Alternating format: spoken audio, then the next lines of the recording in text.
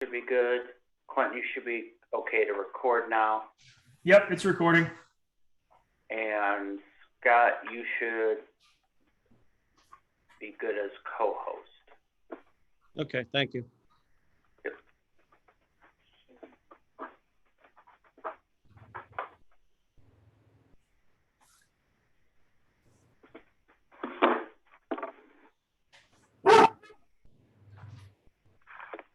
Okay. This meeting is being recorded. The recording is not the property of the county, and the county makes no representation about the accuracy of the recording and is not responsible for the content. The recording is the exclusive property of the union or the recorder, and copies of the recording must be directly requested from the recorder.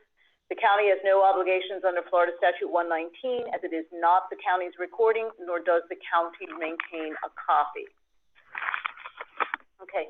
During the break, Scott, I sent to you the TA'd articles from last time that I had signed, 22, 28, and 29.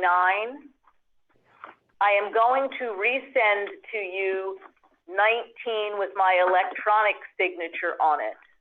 Okay. So that you can TA that as well. I was just doing that, but I'll do it when we have a break, another break. Yeah.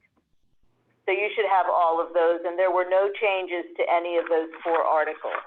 Okay. I also sent you a Word version of the contract that you should have.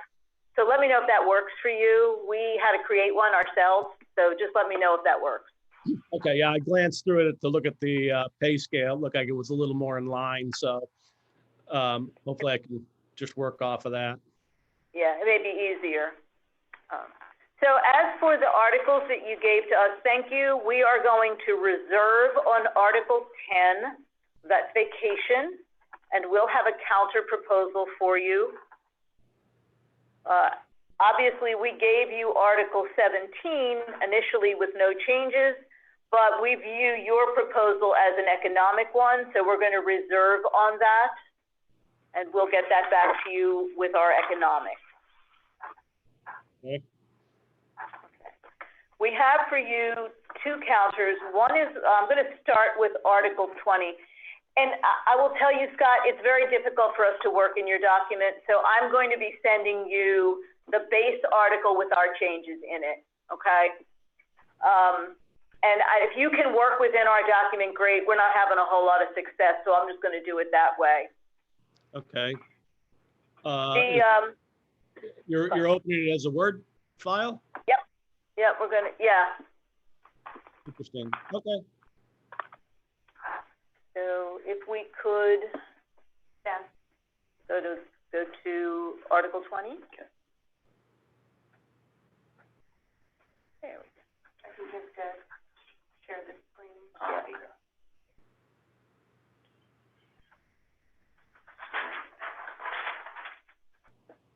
The green. It's green in the middle. So. Yeah. Then just screen? No, you go to Article 20. Go to Article 20. Okay. There we go.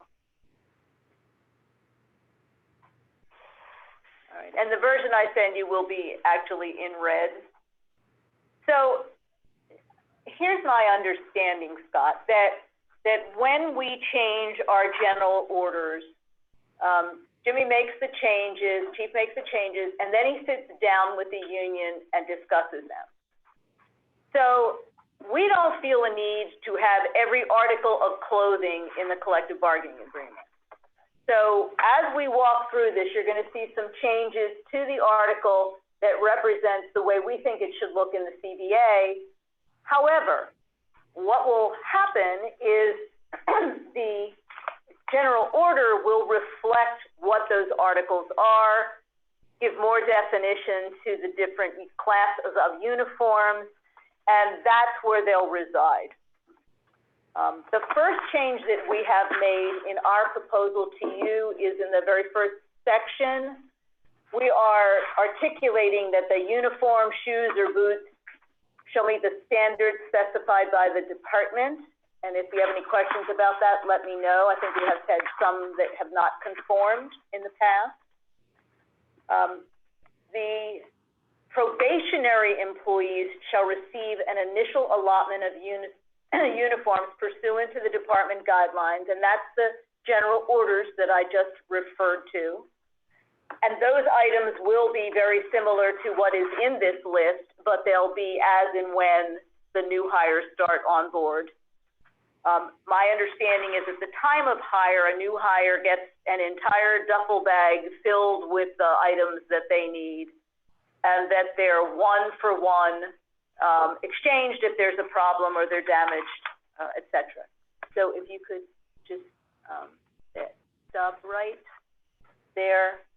The use requirement, the bargaining unit members are required to use all issued equipment, uniforms, and boots as defined by the guidelines. So rather than having it here in the subsections that will follow, we've removed that, and it will be in the general orders. So if we scroll through the next page or so, you'll see that that deletes the enumerated items. As far as uniform classes, because, stop right there, thank you, Zach. Because we want a professional appearance, we want to make sure, and because members of the public look to the various groups and assigned units as one, and they need to recognize instantly who is in part of a team. So all of the members of an assigned uniform are required to dress in the same class uniform at the same time. You will see in subsections 1 through 1, 2, 3, 4, 5, 6, 7. We have made a few changes in there. In Class A uniforms, we haven't changed that Class A's will be such as awards or ceremonies, depositions, court appearances. However, we're going to defer that language and put it in the general orders. That's where it will appear. The same for Class B uniforms. Those will be as they are outlined in the general orders. Yes. It's on item 2. There you go. There we go. In no changes to 3. In section 4, in Class D uniforms, the nighttime work uniform will be worn from dusk till dawn. And again, any explanation of that will be in the general orders. We are removing, as you so aptly pointed out, that it's very hot here, we're removing the winter coat and just adding a jacket in there, maybe worn over any uniform class. The sweatshirts and approved zip job shirts may be purchased at the cost of the for the collective bargaining unit member, and worn over C and D uniforms with trousers, with pants, not with shorts. If shorts that are worn with the C and D uniforms, then they must be worn with short sleeve shirts and shoes, not boots or half boots with the shorts. As I said, we want to really present a professional appearance, and we want to ensure everybody looks uniform in their attire. As far as the maintenance goes, you can scroll down. We are increasing the maintenance allowance to $18 for each pay period. As far as subsection D, the biohazard cleaning and decontamination, again, that will be, I think we have listed previously policies, procedures established, but it's actually in the department guidelines. So that's where that resides. As far as hair and grooming is concerned, I understand your position. However, I realize that some organizations like Disney and other organizations have changed some of this, but we want to maintain a professional look. So for those purposes, the hair language is staying the same, and it's my understanding that the facial hair section has been removed through the pandemic, and is still in effect. Jimmy, am I right about that? Yeah. As far as jewelry is concerned, we've accepted your change about the 2 pair of bow-style earrings. No other changes to that article. Now, you had made a couple of requests for a jumpsuit. We're not going to provide a jumpsuit. They're extremely expensive.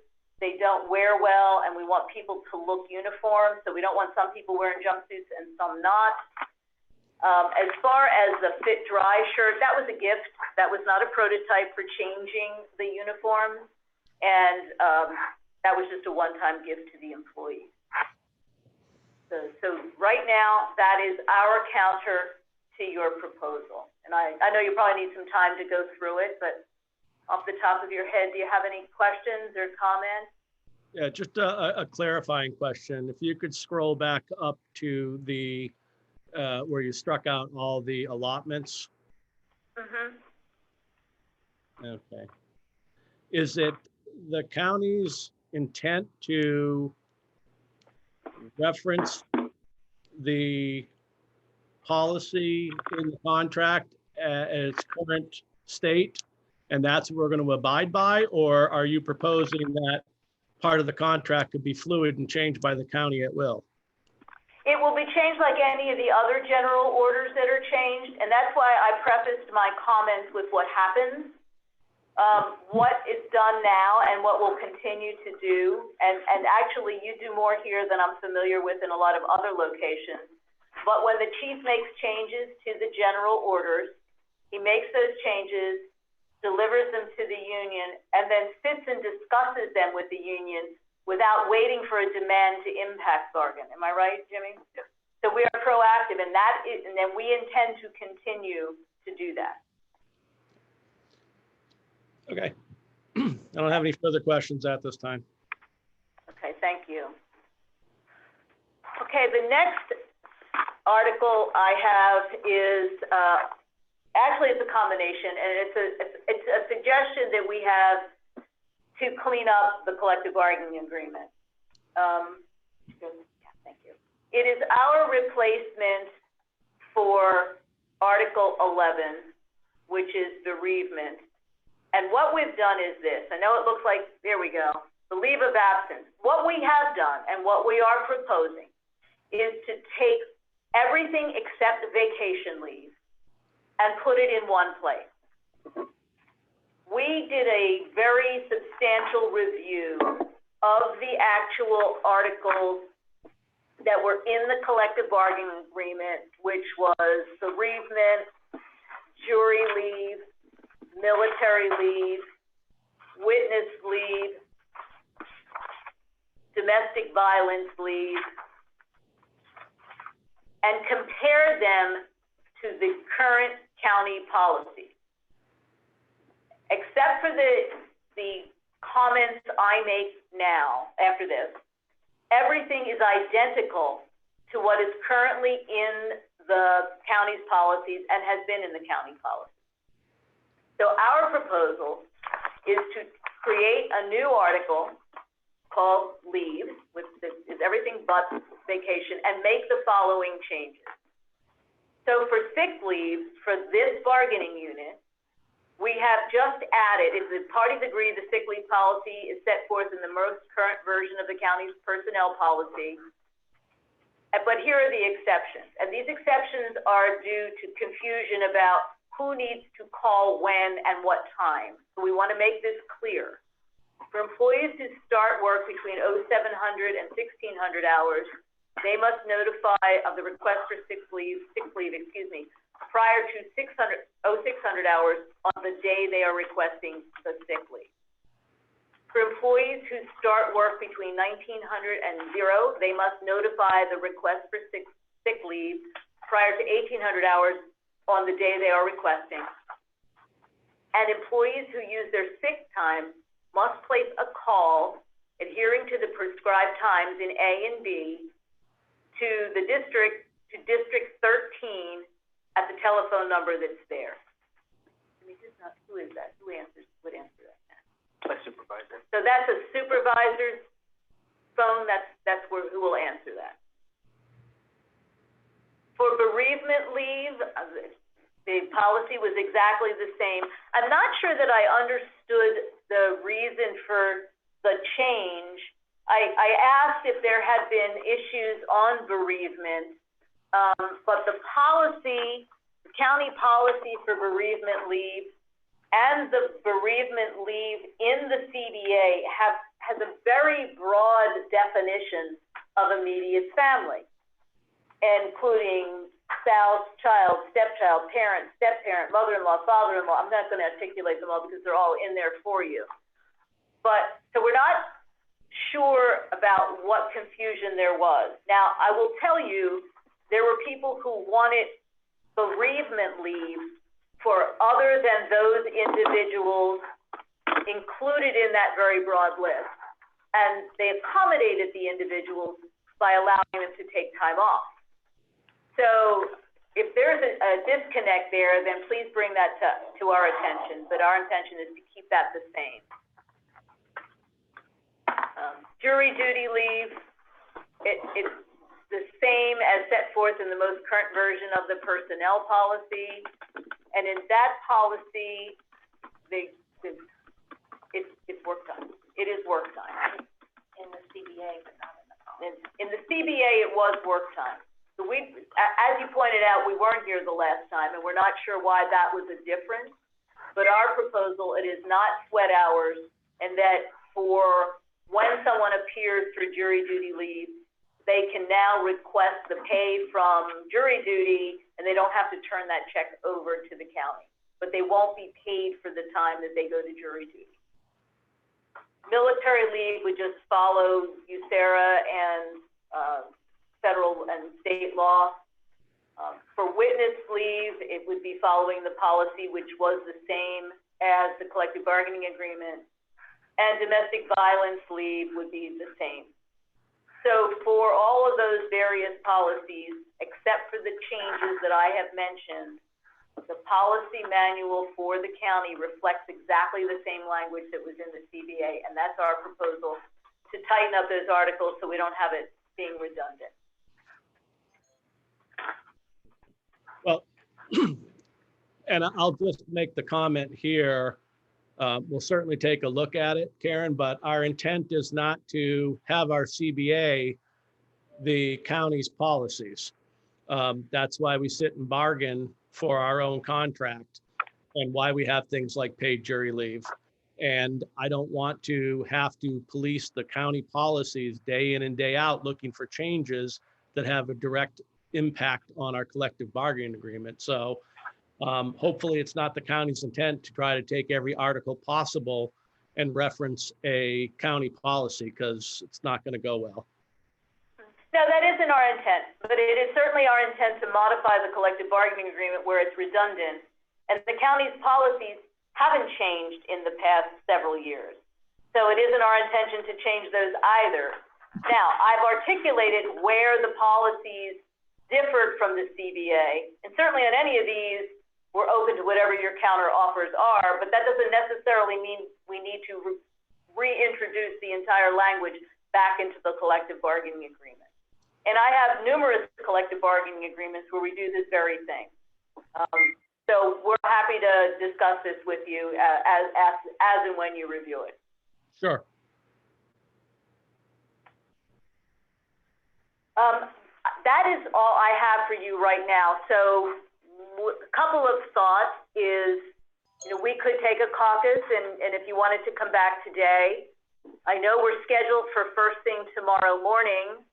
So at your choice, we can take a caucus and step out for a while, or if you would prefer that we just end and you use the time to get ready for tomorrow, that's fine. Whatever your intention is, we're happy to accommodate you. Yeah, I think at this point, I mean, it's already 10 after 3. We're scheduled to 4. It probably makes the most amount of sense, Karen, for us to go ahead and break off on our own and just pick up at 9 o'clock. And that way you don't have to sit around and wait for us. Okay, that's good. And then what I'll do is I'm going to send you Article 19. I think that's the only thing left I have to send to you that we already agreed to. Okay. And then whenever you can get them back to us. Yeah, I'll have them ready for the morning for you. Okay.